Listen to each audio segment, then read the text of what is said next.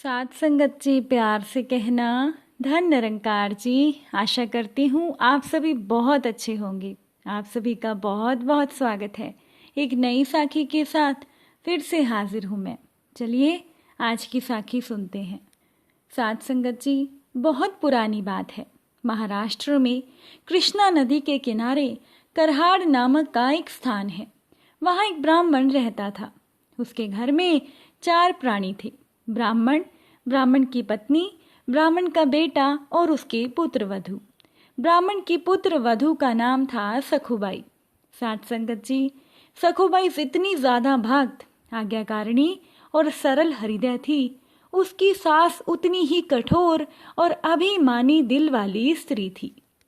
सखुबाई के पति और ससुर का स्वभाव भी बहुत बुरा था। सखुबाई सुबह से लेकर रात तक बिना थके हारे घर के सारे काम किया करती थी। अब शरीर की शक्ति से ज्यादा काम करने के कारण वो अस्वस्थ भी रहती थी, लेकिन फिर भी वो आलस का अनुभव ना करके काम करने को ही अपना कर्तव्य समझती थी। मन ही मन भगवान के स्वरूप का ध्यान करती और भगवान के अलग अलग नामों का स्मरण किया करती थी। दिन भर काम करने के बाद भी सखुबाई को अपनी सास की ताने और गालियां सुनने पड़ती थी। साथ संगत जी, अब पति के सामने 2 बूंद आंसू निकालकर अपने दिल को शीतल करना, ये तो सखुबाई के नसीब में ही नहीं था, क्योंकि सखुबाई के पति का स्वभाव बहुत बुरा था। कभी कभी बिना कसूर के ही सखुबाई के ऊपर गालियों की बौछार हो जाया करती थी, और वो गालियों की बौछार सखुबाई के दिल में कांटे की तरह चुभती थी। परंतु अपनी शीतल स्वभाव के कारण सखुबाई सारी बातें पल में ही भूल जाती थी।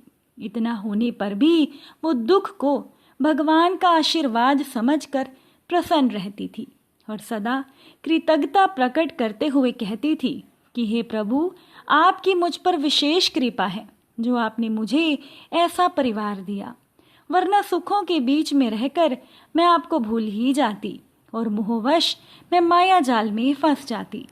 साथ संगत जी, एक दिन सखुबाई की एक पड़ोसन ने उसकी ऐसी हालत को देखकर कहा कि क्या तेरे मायके में कोई नहीं है जो तेरी खोज खबर ले सके। तो सखुबाई ने कहा कि मेरा मायका पंढरपुर में है और मेरे माता पिता रुक्मणी और कृष्ण जी हैं। एक दिन वो मुझे अपने पास बुलाकर मेरा दुख जरूर दूर करेंगे। सखुबाई घर के काम खत्म करके कृष्णा नदी से पानी भरने के लिए गई। तभी उसने देखा कि भक्तों का एक दल पंढरपुर जा रहा है। वहां पर बड़ा भारी मेला लगना था। अब सखुबाई के दिल में भी पंढरपुर में जाकर भगवान के दर्शन करने की इच्छा हुई, पर उसे पता था कि ससुराल वालों से आज्ञा का मिलना असंभव था। इसीलिए वो अपने घर वालों को बिना पूछे ही संत मंडली के साथ चल दी। अब ये बात सखुबाई के एक पड़ोसन ने जाकर उसकी सास को बता दी। अब माँ के कहने पर सखुबाई का पति उसे घर ले आया और घर पर लाकर रस्सी से बांध दिया। परंतु सखुबाई का मन तो प्रभु के चरणों में ही लगा था। वो प्रभु से रो रो कर दिन रात प्रार्थना करती रही कि प्रभु, क्या मेरे नेत्र बिना आपके दर्शन के रह जाएंगे? कृपा करो नाथ, मैंने अपने आप को तुम्हारे चरणों में बांधना चाहा था, परंतु बीच में ये नया बंधन कैसे आ गया? हे प्रभु, मुझे मरने का डर नहीं है, केवल एक बार मेरे मन में आपके दर्शनों की इच्छा है। मेरे तो माता पिता, भाई, इष्ट मित्र सब कुछ आप हो। मैं भली हूँ, बुरी हूँ, जैसी भी हूँ, लेकिन मैं तुम्हारी हूँ। अब सच्ची पुकार को ईश्वर जरूर सुनते हैं और नकली प्रार्थना का जवाब ईश्वर कभी नहीं देते। साथ संगत जी, असली पुकार चाहे धीमी हो, लेकिन वो ईश्वर के कानों तक पहुंच ही जाती है। अब सखुबाई की पुकार को सुनकर भगवान श्री कृष्ण ने एक स्त्री का रूप धारण किया और सखुबाई के पास आकर बोले कि मैं तेरी जगह बंध जाऊंगी, तो चिंता मत कर। ये कहकर भगवान ने सखुबाई के बंधन खोले और उसे पंढरपुर पहुंचा दिया। इधर भगवान खुद सखुबाई बनकर घर में उसके रस्सी से बंध गए। इधर उसके सास ससुर रोज सखुबाई के पास जाकर उसे खरी खोटी सुनाते थे। अब भगवान सखुबाई के वेश में सब कुछ सहन कर जाते थे। अब जिनके स्मरण मात्र से माया के बंधन टूट जाते हैं, वो अपने भक्त के लिए सारे बंधन स्वीकार कर लेते हैं। अब प्रभु को सखुबाई बने 2 हफ्ते हो गए थे। अब उसकी ऐसी दशा देखकर सखुबाई के पति का दिल पसीज गया। उसने अपनी पत्नी सखुबाई से माफी मांगी और उसे स्नान करके भोजन बनाने को कहा। अब सखुबाई ने प्रभु के हाथ का भोजन बना हुआ खाया तो उसके भी सारे पाप धुल गए। उधर सखुबाई पंढरपुर में ये भूल गई कि उसकी जगह एक दूसरी स्त्री बंधी है।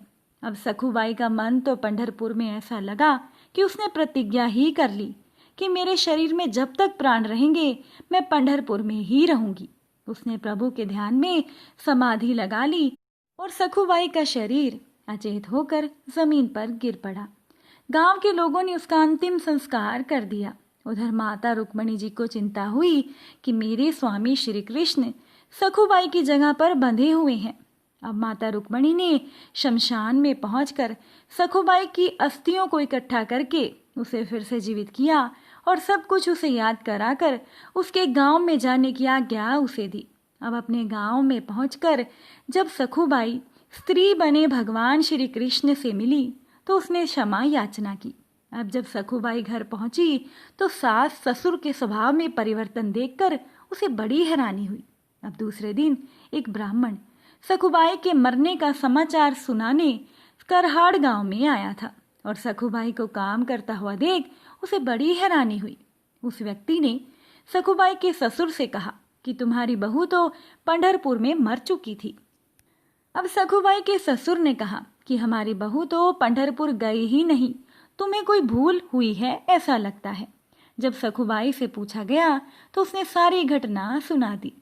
अब साथ संगत जी, सखुबाई के सास ससुर और उसके पति को अपने बुरे कर्मों पर बड़ा पश्चाताप हुआ। अब सब कहने लगे कि निश्चित ही वो खुद भगवान थे जो सखुबाई का रूप धरकर यहाँ हमारे घर पर रस्सी से बंधे रहे। हम तो बड़े ही नीच और भक्तिहीन हैं जो हमने ईश्वर को ना पहचान कर उन्हें व्यर्थ ही बांधे रखा और ना जाने प्रभु को कितनी यातनाएं हमने दी। अब सखुबाई के पति और उसके सास ससुर तीनों का दिल शुद्ध हो चुका था। अब उन तीनों ने अपना बचा हुआ सारा जीवन प्रभु भक्ति में लगा दिया। साथ संगत जी, ये ईश्वर, ये निरंकार दातार अपने भक्तों के लिए क्या कुछ नहीं करते। अपने भक्त को कष्ट में देखकर ये ईश्वर किसी न किसी रूप में मदद करने पहुंच ही जाता है। साथ संगत जी, अगर साखी अच्छी लगी हो तो वीडियो को लाइक कीजिएगा, अपने विचार कमेंट में ज़रूर बताइएगा। मुझे आपके कमेंट्स का इंतज़ार रहेगा। फिर मुलाकात होगी नई साखी और नए विचारों के साथ। तब तक के लिए धन निरंकार जी।